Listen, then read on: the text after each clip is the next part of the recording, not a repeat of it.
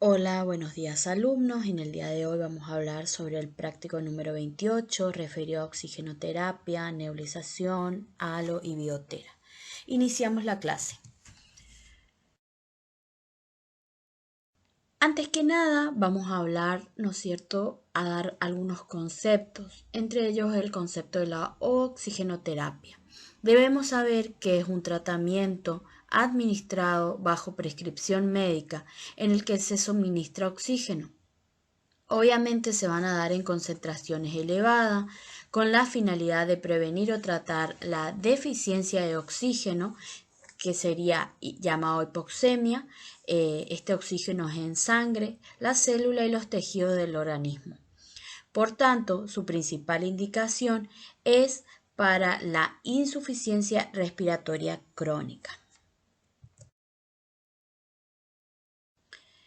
Bien, vamos a hablar de algunos dispositivos de administración de oxígeno que ustedes ya lo deben conocer, pero no está de más reforzar. Básicamente podemos dividir a los dispositivos para la administración de oxígeno en dos tipos. Uno de ellos van a ser los dispositivos de bajo flujo y los otros son los dispositivos de alto flujo. Los dispositivos de bajo flujo, entre ellos se encuentra la cánula nasal o llamada bigotera. ¿Cuáles son las ventajas, ¿no es cierto?, de utilizar este tipo de dispositivo?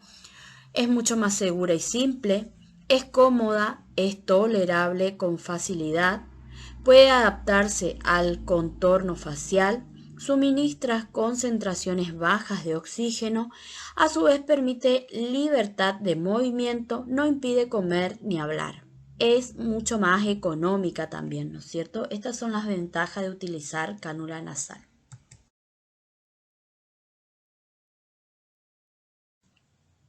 Las desventajas de este uso: no permite suministrar oxígeno mayor a 44%, no se puede usar cuando el paciente presenta una obstrucción nasal, puede provocar sequedad de las mucosas, puede lesionar la zona de la oreja y bajo la nariz, o también llamado tabique internasal, los cuales esos son cuidados de enfermería, ¿no es cierto? Evitar la ulceración de esa zona.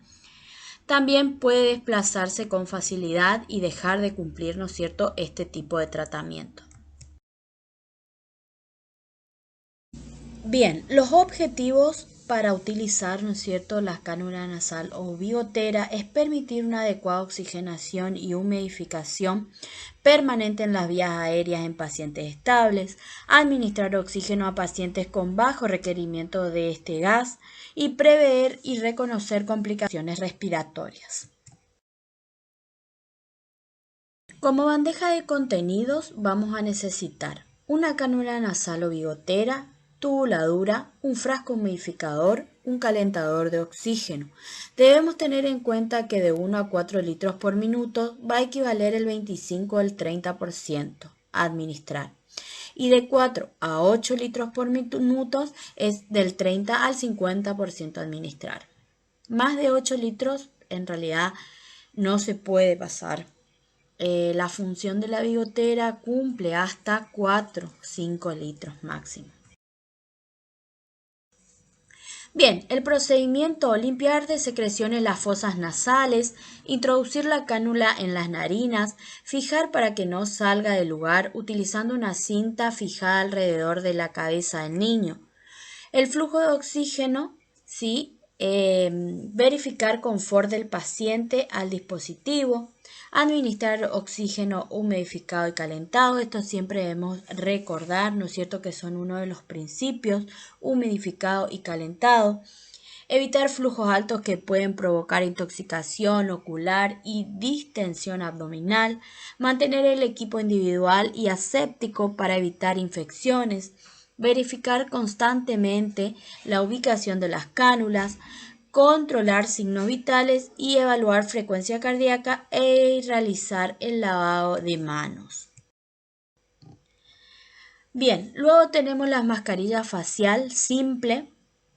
Las ventajas de este tipo de dispositivo es: suministra eficazmente concentraciones elevadas de oxígeno, puede aumentarse la humidificación utilizando un tubo de gran calibre, no produce sequedad de las mucosas bucales ni nasales si se provee de una buena humidificación. ¿Cuáles son las ventajas de la utilización de este dispositivo? Sensación de calor y confinamiento, puede irritar la piel. El ajuste necesario para suministrar concentraciones elevadas de oxígeno puede causar molestias. Impide hablar y comer. No permite suministrar concentraciones de oxígenos inferiores al 40%. A diferencia de lo que es la cánula nasal, en este caso la mascarilla facial, podemos administrar más del 40%. Poco práctica para la terapia a largo plazo. Como verán en la siguiente imagen, son las cánulas nasales, ¿no es cierto?, que se utilizan en los neonatos o en los recién nacidos que lo requieren. En la parte inferior van a ver, es un dispositivo el cual se llama blender. Lo que hace es mezclar, ¿no es cierto?, el aire comprimido con el oxígeno y nos permite regular la FiO2. La FiO2 es la fracción inspirada de oxígeno, la cual podemos llegar a subir hasta el 100% si el paciente realmente lo requiere. Bien, algunas consideraciones de enfermería que debemos tener en cuenta. No utilizar en los pacientes con enfermedad de pulmonar obstructiva crónica o también llamada EPOC. En este caso más que nada es para adultos. Vamos a colocar protección con gasas o apósitos de hidrocoiloide entre la mascarilla y las prominencias óseas de la cara. Esto para evitar, ¿no es cierto?, las ulceraciones. Aplicar masajes faciales periódicamente con la yema de los dedos. Lavar y secar la cara del paciente cada 2 o 3 horas. Para una circulación correcta, mantener un ritmo de flujo de 5 litros por minuto. No apretar en exceso las cintas de sujeción y retirar la mascarilla cada 8 horas y limpiar con un pañuelo húmedo, ya que esto produce un vapor, ¿no es cierto?, y va a ir mojando el rostro del paciente. Bien, luego tenemos las mascarillas con recirculación facial. Las ventajas. La bolsa de reservorio hace que el paciente vuelva a respirar el aire expirado, que posee un alto contenido de oxígeno. Esto aumenta la concentración fraccional de oxígeno expirado, que también llamamos FiO2. La válvula de seguridad permite expirar el aire ambiental si falla la fuente de oxígeno. Suministra eficazmente concentraciones de oxígeno del orden del 35 al 60%. El oxígeno se humidifica con facilidad. No provoca sequedad de la mucosa. Insertando un adaptador sobre la bolsa de reservorio es posible convertirla en una máscara sin circulación. Bien, las desventajas de este dispositivo: el ajuste sobre la cara necesario para obtener una concentración exacta de oxígeno puede causar molestias, impide hablar y comer, produce sensación de calor y confinamiento, puede irritar la piel, la bolsa puede arrugarse y retorcerse. Poco práctica para tratamientos a largo plazo. Algunas consideraciones de enfermería que debemos tener en cuenta. La bolsa nunca debe desinflarse por completo. Si es necesario, aumentar el flujo. Impedir que la bolsa se arrugue o que se pueda retorcer. Mantener la mascarilla bien ajustada para evitar la inhalación, el aire ambiental. Para inflar inicialmente la bolsa, aplicar la mascarilla mientras el paciente expira. Como verán en la siguiente imagen, esa es la máscara, ¿no es cierto?, con reservorio, no reinhalación. Como verán, está compuesta por una válvula exhalatoria, una válvula unidireccional, un flujímetro, cual suministra el oxígeno, que va con una tubuladura conectada a la máscara, el cual contiene un reservorio. Bien, luego tenemos las mascarillas sin recirculación. Las ventajas del uso de estas mascarillas es que suministra la mayor concentración de oxígeno de 60 a 90%. desconectando la intubación y la ventilación mecánica. Luego es efectiva para tratamientos a corto plazo, no produce sequedad de la mucosa. Si es necesario, puede convertirse en una mascarilla con recirculación parcial. ¿Cuáles las desventajas? Que requiere un ajuste muy estricto que puede ser difícil de mantener y que quizás provoque molestias. Puede irritar la piel, no es práctica para tratamientos a largo plazo. Consideraciones de enfermería. Mantener la mascarilla bien ajustada para evitar la inhalación del aire ambiental. Asegúrese de que estén colocadas todas las lengüetas de goma. Dispositivo de alto flujo. Luego, ¿no es cierto?, de utilizar lo que es la bigotera, la máscara con reservorio y el tratamiento no haya funcionado, debemos utilizar un dispositivo de alto flujo. Es un sistema de alto flujo, es aquel en el que se satisface todas las necesidades inspiratorias del paciente. Este sistema permite administrar con precisión una concentración de oxígeno predeterminada. Estos dispositivos se utilizan en pacientes con patrones respiratorios muy variables y habitualmente en sujetos críticamente enfermos. Mediante sistemas de alto flujo pueden administrarse tanto concentraciones bajas como elevadas de oxígeno. Entre los dispositivos de alto flujo tenemos, entre ellos es la mascarilla de Venturi, que vamos a hablar más adelante. Tenemos el oxígeno por halo. También tenemos lo que se llama CPAP. En el caso de lo que es oxígeno por halo y CPAP es utilizado en los neonatos o recién nacidos que requieran, ¿no es cierto?, un dispositivo de alto flujo. La indicación está dada en pacientes con hipercapnia crónica, los cuales deben recibir una FiO2 conocida y no mayor a 40%, que debe ser constante. Por ejemplo, en algunos pacientes con EPOC, en el caso de tener que utilizar la mascarilla de Venturi. ¿Cuáles son las ventajas de esta utilización de este dispositivo? Suministrar una FiO2 exacta, no seca la mucosa oral, nasal, puede suministrar humedad o utilizarse en tratamientos con aerosoles.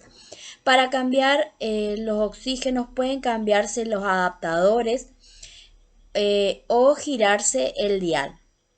Las desventajas: la máscara debe adaptarse con firmeza, puede dar calor o sensación de agobio, debe retirarse para comer, puede irritar la piel, la FiO2 puede alterarse si la mascarilla no se ajusta en forma correcta. Si se usa humidificación, la concentración puede acumularse y drenar hacia el paciente.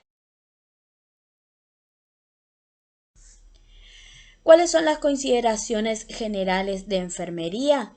Es observar en la cara la aparición de úlcera de decúbito, retire la mascarilla cada 2 a 3 horas para limpiar con un paño húmedo o higienizar la cara.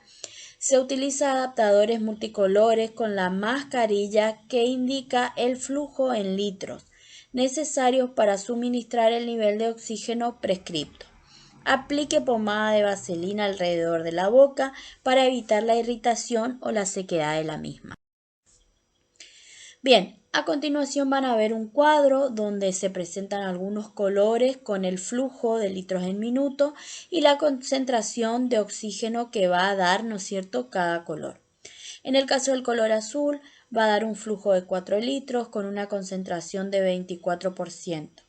El amarillo también da un flujo de 4 litros con una concentración del 28%. El blanco da un flujo de 6 litros con una concentración de 31%. El verde con 8 litros, una concentración de 35%. Y el rosa al 8%, un flujo de 8, ¿no es cierto?, de 8 litros con una concentración del 40%. Debemos tener en cuenta que algunos fabricantes disponen de mascarillas basadas en el principio de Venturi con adaptadores JIT de hasta el 50%. La mascarilla Venturi se suministra empaquetada con tubos de calibre grueso, adaptadores JIT y un adaptador para humidificación opcional. Los adaptadores JIT están codificados por colores, cada color corresponde a un flujo específico y a una concentración exacta. Como verán en esta imagen, eso es una mascarilla de Venturi. Lo que ven abajo son los adaptadores. Cada adaptador, como dijimos anteriormente, se debe pasar con una determinada cantidad de litros de oxígeno por minuto, el cual va a dar una FIO exacta dependiendo el color del dispositivo. Bien, luego otro dispositivo que dijimos anteriormente que es utilizado para neonato es el llamado halo. El objetivo, ¿no es cierto?, de este dispositivo es asegurar una adecuada concentración de oxígeno humidificado. Como verán, es un cilindro, ¿no es cierto?, el cual tiene un orificio por donde se introduce la cabeza del recién nacido, ¿sí?, el cual también tiene una salida que va conectado al oxígeno, el cual ingresa, ¿no es cierto?, y el paciente puede, ¿no es cierto?, recibir la cantidad de oxígeno que uno desea administrar.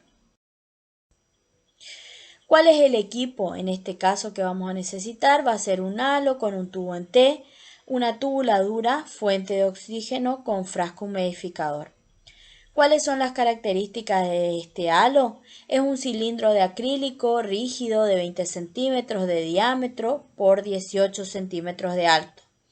Con la parte superior abierta, el flujo de oxígeno es dirigido en un ángulo de 90 grados desde la entrada por las paredes en dirección ascendente sobre la cabeza del niño hacia el exterior.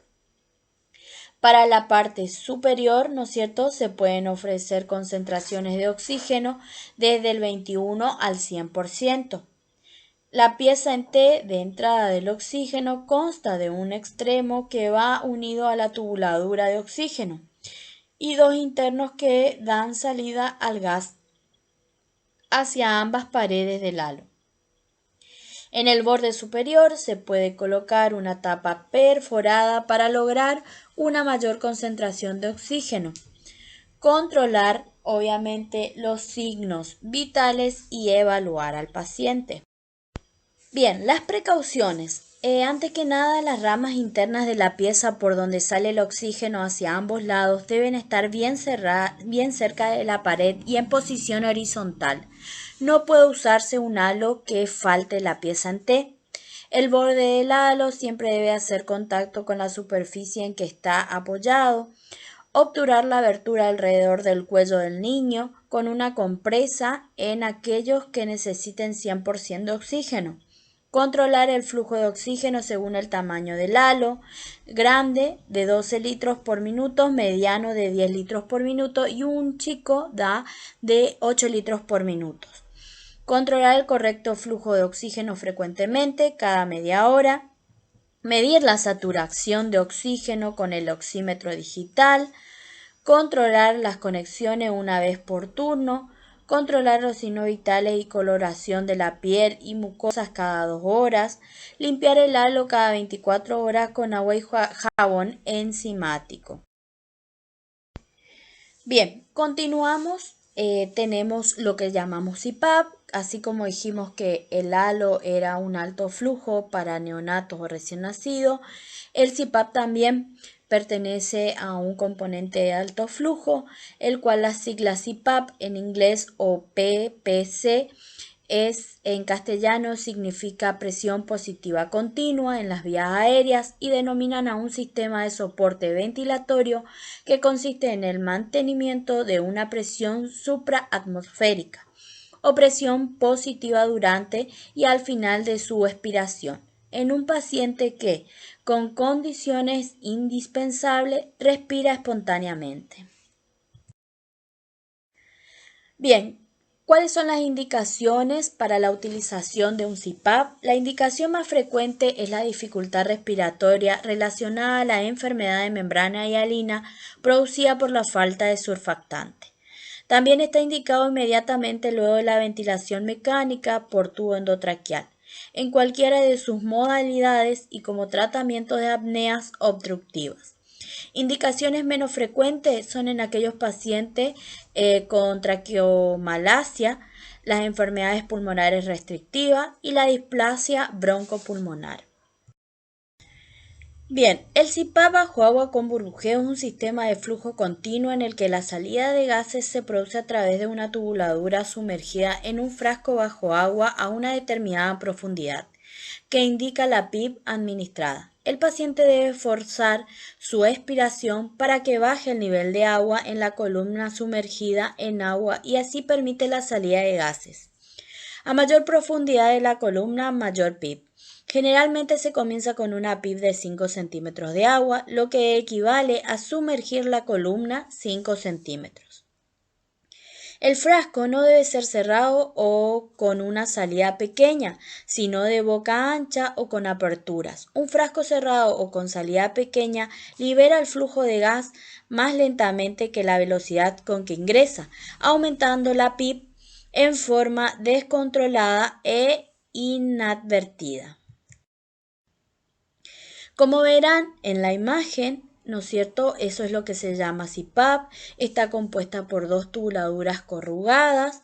En la parte inferior van a ver la conexión y cómo se debe, ¿no es cierto?, colocar. Van a ver que de un lado está una trampa de agua, ¿no es cierto?, que es lo que debemos introducir 5 centímetros para formar lo que es la PIP. Por la otra entrada tenemos el humidificador, luego va a ir conectado, ¿no es cierto?, a lo que es el blender, que ya hablamos anteriormente. Bien, luego tenemos otro tema que también ingresa, ¿no es cierto?, en el día de hoy, que son el tema de las nebulizaciones. ¿Cuál es el objetivo de realizar una nebulización?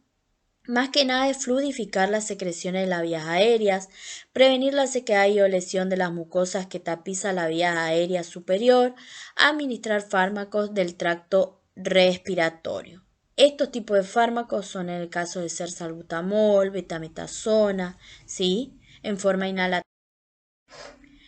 Bien, la bandeja de contenido vamos a necesitar pipeta nebulizadora, máscara, tubuladuras plásticas, conectores, tubo de oxígeno, oxígeno central, solución fisiológica, medicamento en el caso de ser salbutamol o bromuro de hipertropio en gotas. Bien, el procedimiento. Vamos a lavarnos las manos, informar al paciente o a los padres el procedimiento a realizar, obviamente según su edad, adaptar la tubuladura por un extremo del flumíter y otra al extremo de la máscara, colocar la solución fisiológica sola o con el medicamento prescripto en el reservorio de la máscara en el extremo proximal del paciente. Abrir lentamente el flumíter, verificar su funcionamiento. Adaptar la máscara oronasal o la boquilla, o forma bucal al paciente. Continuar el procedimiento hasta que finalice durante 10 a 15 minutos. Al finalizar el procedimiento, cubrir la máscara con el envoltorio que trae de esterilización. Vamos a evaluar la respuesta del tratamiento y vamos a registrar el procedimiento realizado. ¿Cuáles son los aspectos a tener en cuenta? Todos los elementos deben ser estériles o sometidos a desinfección de alto nivel y reemplazar cada 24 horas.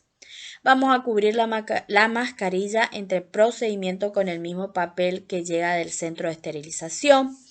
Vamos a limpiar diariamente las máscaras donde están conectados el oxígeno, aire comprimido y aspiración central, lo que evitará que el polvo caiga sobre los elementos. Roturar los elementos cuando se realice el cambio de los mismos, indicando la fecha de colocación. Bien, luego tenemos lo que se llama el humidificador de oxígeno. ¿Cuáles son las características? Es un dispositivo que permite el control eléctrico de la temperatura del gas, oxígeno-aire, utilizando en las diferentes vías de oxigenoterapia, ya sea en el ARM, el halo cefálico, máscara bigotera o entre otros. Es fácil de usar y posee una acción de deslizamiento que permite ajustar el cilindro de humidificación a través de un sistema de traba automática. Es ideal para uso general y se vale de luces separadas que indican cuando el aparato está activado y cuando el calor está siendo suministrado. Recomendaciones. Aplicar los siguientes principios cuando tenemos, ¿no es cierto?, que aplicar oxigenoterapia. Debemos tener bien en cuenta que debe ser dosificada, continuada, controlada, humidificada y temperada. Esos son los principios que debemos tener en cuenta. Bien, otro tema que debemos dar es la aerosolterapia. Llamamos aerosolterapia al tratamiento realizado con inhaladores de dosis medida. La aerosolterapia es de primera elección en virtud de las ventajas terapéuticas que posee. Bien, en la bandeja de contenido el material que vamos a utilizar en este procedimiento son inhaladores de dosis media, que puede ser el salbutamol, el bromuro, ¿sí?, medicamento indicado, y los espaciadores o aerocámaras. El procedimiento, antes que nada, vamos a lavarnos las manos, informar al paciente y o a los padres el procedimiento a realizar según la edad. Sostén en caso de que el niño no se quede quieto. El niño debe estar sentado en la falda de la madre mirando hacia adelante. La madre sujeta la frente del niño con su mano derecha. Los bracitos del niño cruzados delante de su cuerpo son sujetados por el brazo izquierdo de la mamá. Secuencia de pasos. Nunca se debe efectuar la aerosolterapia con el niño acostado. Antes de iniciar el procedimiento se realizan los siguientes pasos. Lavado de mano, se agita el aerosol durante 1 minuto, se inserta en la ranura del espaciador o aerocámaras, siempre con el cuerpo del aerosol hacia arriba. El espaciador se aplica cubriendo la nariz y la boca del niño con la mano por debajo de la barbilla, para poder sujetar las mejillas y fijar espaciador al mentón. Se retira el espaciador, se realiza un disparo a fondo, un solo puff, se cuenta 10 segundos, se puede contar 1001, 1002, 1003 hasta 1010. Para respetar la pausa correspondiente, se vuelve a agitar el aerosol durante 1 minuto, se vuelve a colocar el espaciador cubriendo nariz y boca, se realiza el segundo puff, contando 10 segundos a partir del disparo. Bien, ¿cuáles son los aspectos que debemos tener en cuenta para este procedimiento? Técnica correcta de aerosolterapia con inhaladores de dosis media es clave para el éxito del tratamiento. O sea, esto es un tratamiento que se debe hacer en forma correcta para que dé efectividad. En el momento del tratamiento, permita que el niño y su madre se familiaricen con el espaciador, al menos durante unos pocos segundos. Por ejemplo, mientras se agita el aerosol. Bien, eso fue todo. Fue una clase un poquito extensa. Cualquier duda o consulta estamos a su disposición. Igual este material fue extraído de lo que es el libro de práctica y pueden ampliar un poco el conocimiento con los libros que se encuentran en el aula. Muchas gracias.